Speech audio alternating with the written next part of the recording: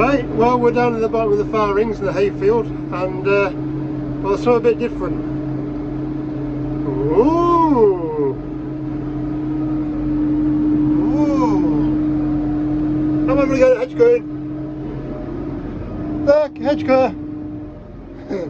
Right, literally my first pass, I've just gone up here, and well, I'm still bricking it and trying to get used to what I'm doing. So first pass is about halfway up the hedge. I don't know what you'll see up there anyway, but halfway up the hedge, so it's got a bit lower, and I also need to get a bit more on the top.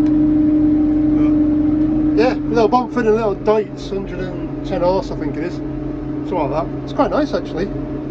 Bit weird to New Holland, it's a little bit more down and squat, but anyway. Right, let me concentrate. I'm just going to have another breath up here and have a bit of a play for an hour, and then I'm going to go home. So it is Saturday after all, but yeah, just trying to get used to this thing. But it's not something I've done before. Interesting.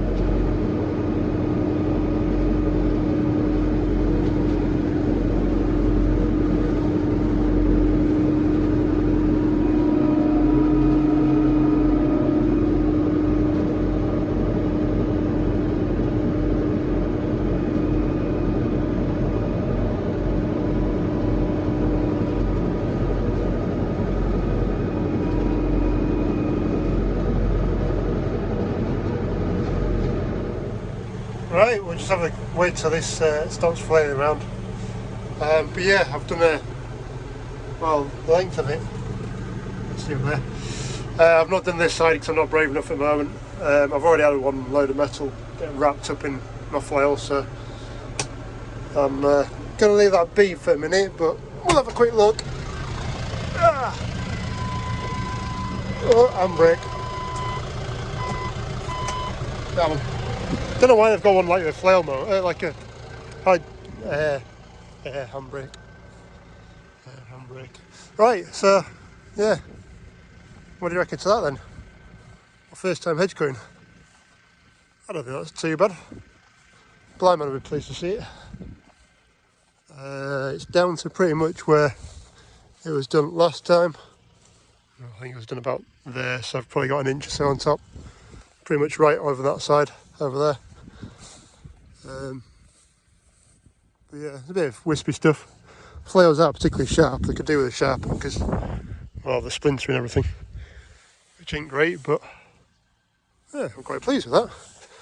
So it wants a run up front face of it as well, but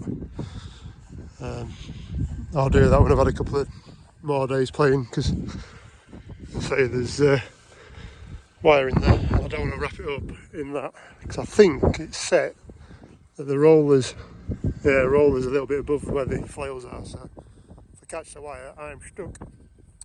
So yeah, Bomford Hawk 6T, T6, which is 6.5 metres. But we have a little Deutz Agri Farm 430 on the front, about 110 horse, something like that. I'll tell you what though, that thing's stable as hell. I'm really impressed. I don't think New Holland would be this stable with it. But yeah, it's alright, PTO's off and everything's off, so yeah, flails could do with a bit of a touch up, but done quite well to be fair. We do have an oil leak as well down there, which is not great, which is from, I think, that boom. So yeah, could do with sorting that out before we run out of oil. But no, my first time out. We'll take that, I think. Well, there's a bit of a touch up there as well, but there you go.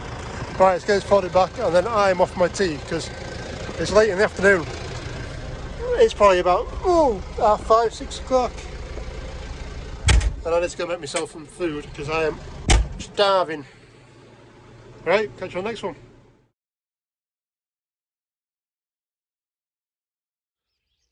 Good morning, ladies and gents. Welcome to Monday morning. 2nd of September now. And it's a proper pea super. Well, granted they do get worse, but this is foggiest it's been this year after summer. So it definitely means autumn's coming. I don't know if you'll see the swallows, but they're They're all starting to line up, which usually means there's a few weeks before they disappear off. Anyway, first job this morning for me is this thing. So, it did leak a bit. So yeah, there's probably 5 litres in there, which isn't what I want. But hey, so yeah, basically got to take this pipe off now.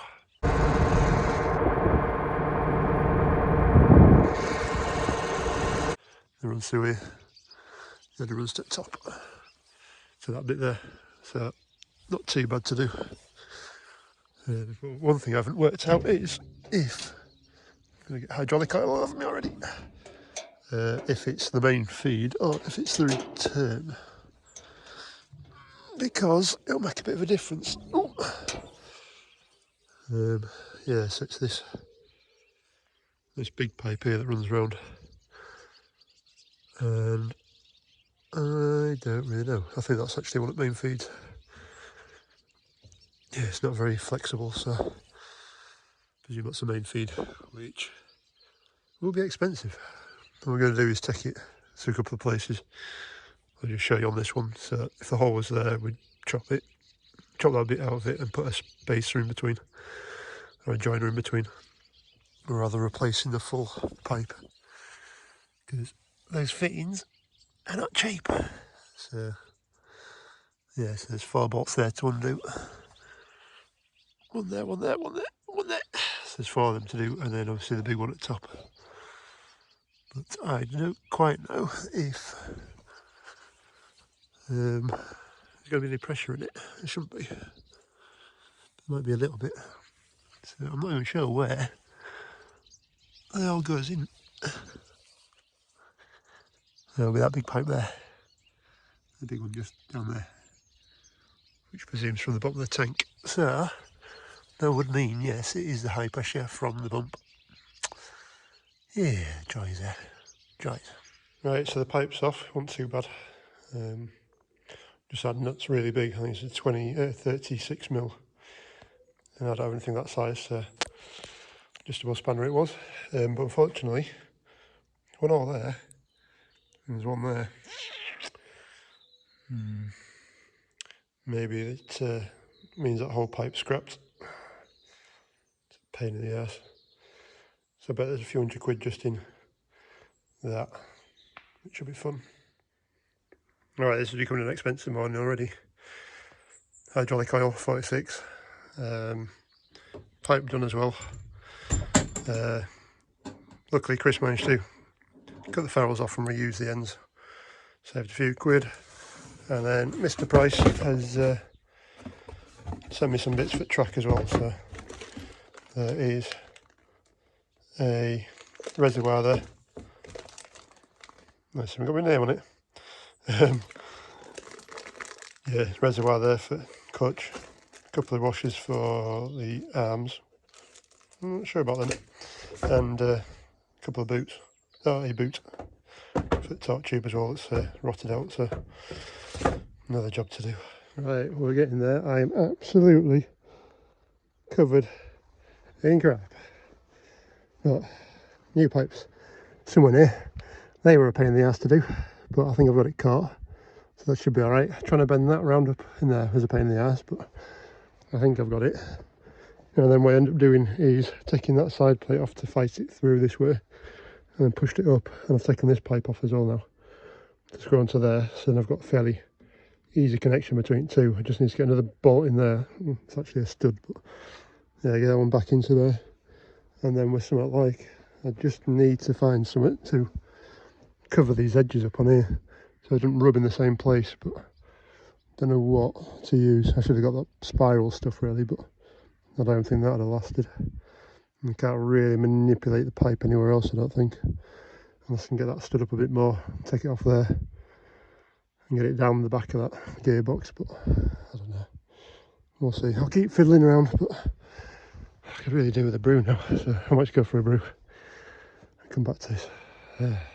Oh, we're getting there.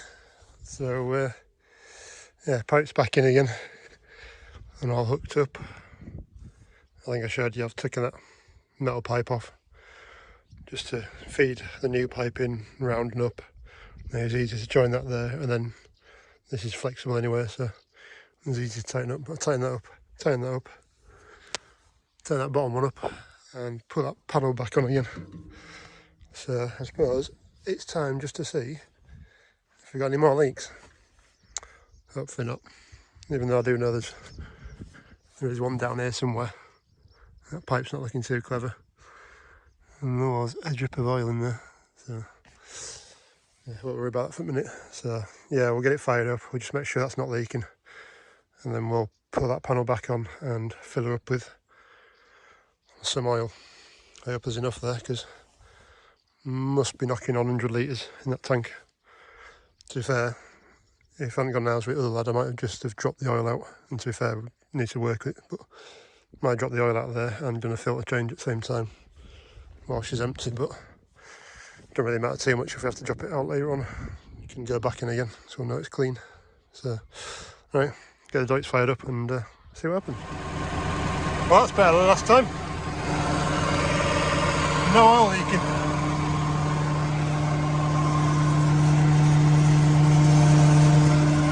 So that's good. Right, I know the trigger for the hedge cut to start, the actual main lever, is a bit tasty, so I'll knock it off. Basically what can happen is, which lever is it? That one. So this is your engagement for the head, and you pull it forward to start the head off, but it needs adjusting, I think, because it's very, very keen, and my mate's had it start off by itself without him actually introducing it into work. So that's not good, but yeah, everything seems to work. And if you haven't looked around a Deutz, because I haven't really looked around one, it's I don't actually mind it too much. Bossman's been to have a look as well, but it's a bit odd, because for me, steering wheel is about 2 inches too far down. The whole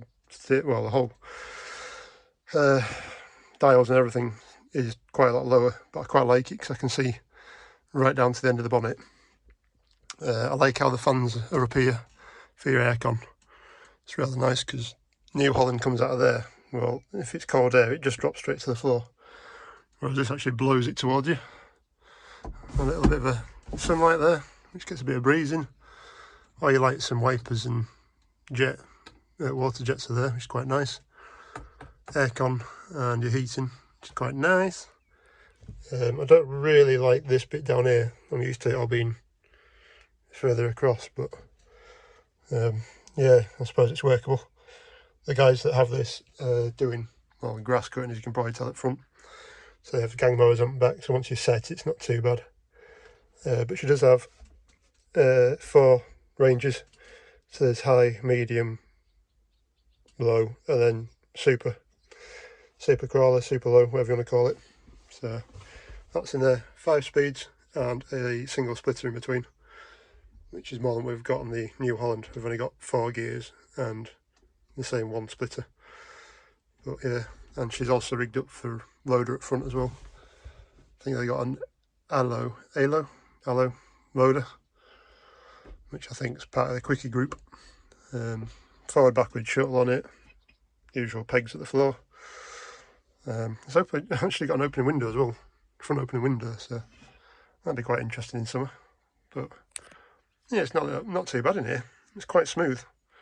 And it's got about 7,500 hours on it, so definitely a little bit smaller in size wise compared to that, as in it's lower. I think wheelbase is about the same, but this has just got the grit safe tyres on it as well. So those are lovely for hedge cutting because they don't spring at all compared to those ones. So yeah, not good. Right, so we're filling this up and it's just started raining. Thanks. And now it's a bad job when you're over 6 foot tall and you're having to get ladders out to fill it, but well, I am surprised at. Don't know where you'll see that, but it's not actually that low. 20 litres might just fill this up, which would be nice, and take them 2 back. But yeah, I know I dropped about 5 litres out Oh, 5 litres out when I found out I had a problem, so... Okay, that's getting quite heavy now. Let's close this up for 2 minutes. Don't really want the electrics getting wet, even though it probably doesn't really matter, but... This summer's forecasting has just been rubbish. Hit the dart. We'll sit in the truck for 2 minutes.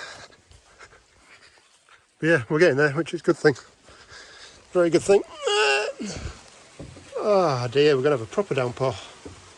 Oh, my window's open. Oh, my jumper's there. Oh dear me, right. That'll do for 5 minutes. Well, that was pretty useless. It stopped already, so... Yeah, I've taken the little oil filter out as well, just to try and speed up the filling process, because, if you don't know, these are a pain in the backside, like a little strainer. But yeah, it's looking quite good in there, looking quite, well, fuller than I thought it would be. I thought the tank's kind of shaped like that, and I thought it would be putting 60 litres in, so that's all good. Right, we'll keep filling, get my funnel back out before it rains again, and get it done. Right, so we're done. I've filled it up to about halfway up there, because I think she's actually on a bit of a lean anyway. I don't think she's horizontal, so that'll do for a minute. We'll see what it gets to on the mark when we get to the level. I've used that much of a can. No, I've emptied one and there's that much. There's probably 35 litres gone into there. I say it's 46 as well, so hopefully that's alright. Looking in the handbook, this thing would almost take anything. So you can have 46, 32 or 10W40 of all things. So, which I think 1040 was well used in hydraulics and the older stuff, like MB track. But anyway, it's done. Yeah, have a look at flails as well. So they're not actually too bad now. I thought they were worse than that the other day. But yeah, T flails on it. So rotor spins quite nicely. Happy with that. Yeah, Bomford. What do you say? It's interesting using it because I've never used one before. So I suppose I really should show you inside as well when I get going. Anyway, it's 1:30. I'm going to have my lunch. Right, well, ladies and gents, welcome to Wednesday morning. And again, I'm out on the Deutz and I'm on the hedge car. And I'm knocking this hedge back a little bit. So I've got this tractor till this afternoon. So I'm just finishing off a job that I started last night. But the sun's over that way, so I couldn't see a bloody thing. I've got this one to do, and there's another one far side over there that started, but again I couldn't see much. These haven't been cut for, well, we're going to say a few years. Yeah, some of it hasn't been cut for like 4 or 5 years on that thing. But these guys don't have their own hedge cutter, so they always got a contractor in. And I think it was Rich that they usually is our contractor. I think they got him in. But you can't always get onto this land because it is, well, pretty awful. And that's not saying anything against the farmer that's here, but the land's just not very nice. It's rather clear down here, so yeah, knocking this back anyway. I don't know what you'll actually see. But yeah, not going too badly. There's quite a bit of blackthorn in here. I'm trying to work out what the best solution is. I have knocked it back a couple of foot, kind of put the head at an angle and knocked it back a couple of foot. So I'll probably just, I don't know, could either bring in flail, the other normal flail, ground flail one, and cutting a load of these bits back. But anyway, yeah, we'll get another couple of passes on top. Hopefully that'll be it, but I do have another leak. It's dripping about there, and I think it's from one of the pipes that does that ram there. So Christopher, I'm going to be around soon. There's always something. Getting there though. Right, Podmaster's boring me.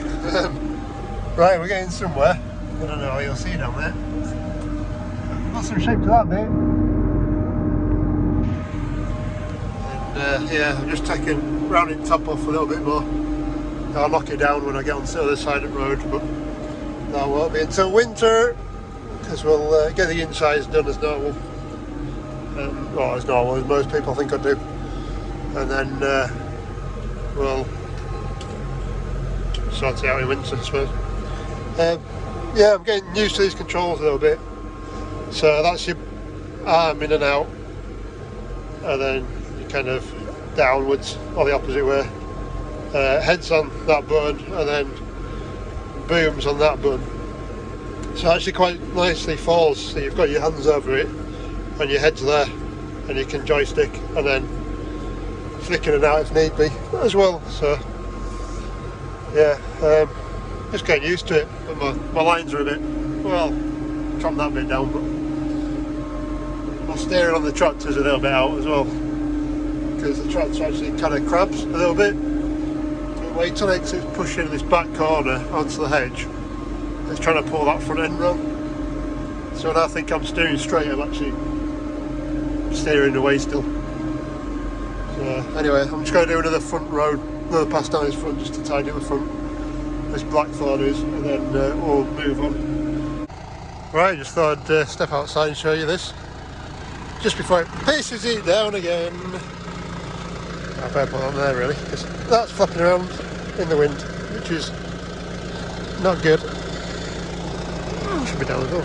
Anyway, so yeah, taking it right back. You can probably see, so they've gained like a metre. Don't look too bad down there. Hopefully come back through and take it off at that height. I've nibbled it anyway, so we'll do that for the road time. But yeah, getting there. Quite happily.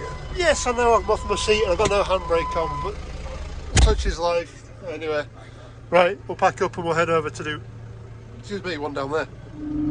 Right, that was one of the edges I did yesterday as well. Keep it in the camera. So that's a very low down that far end. But I don't think that was too bad. That's a fairly new hedge as well down this end. Yeah, okay, the farmer's happy enough anyway, so that's good. Right, so on to another little hedge. This is one that apparently was out here, and he pulled it back and tidied it up really. So yeah, I've just done one pass at the bottom, one cross at the top, and just having a go now with trying to put another side on it. I'm still trying to work out what the best way is with hedges like this. I seem, to be fair, the height I'm doing now, I think seems to be the best height to start with. And then it can kind of pings out at the bottom, then you can cut it first time, but I don't know. I'm still learning. If anybody's got any ideas, just I don't know, tell me. So right, we'll see how we get on with this. Right, last hedge for today. My mate's going to pick tractor up, so I don't know what you think about that. There is a bit of a lump about there, where there's an apple tree of all things. I know this bottom one's knocking out, but there's a few wispy bits up there, a few sticking out the side, but thick of it's there. Bloody hell, look at that wasp. They'll all come out now. So yeah, good little dates, good dates. Right, it's just down spit as well, but yeah, got to go out to the yard and we'll get this knocked off, and then we can go and take Deutz away for a day or so. Whoa, and it just worked out. It's 100 horsepower, 102 horsepower, something like that. I thought it was more than that. Anyway, it gets very angry with you if you don't put the handbrake on. Anyway, right, get packed up and shifted off. Well, it's off. Doesn't look in a good shape either, but I think it'll be alright for that. So annoyingly, that's going back for 1 day's work. And then it's free again for a week. But yeah, I just ended up doing. Getting those two bolts out of there. So these arms keep you parallel and tight. Took them two bolts out. And then there's a top link that goes from here to the top of the machine, which then goes into that. So that bit's in that hole there. and a top link that runs back goes into that one, and just get a pair of Stilsons on it and just turn it until it released itself. But there must be a better way of doing it than that, but I don't know it. Anyway, electrics are all in there, tucked away out the rain, and yeah, just got to go take it back now, and it's actually raining, proper raining.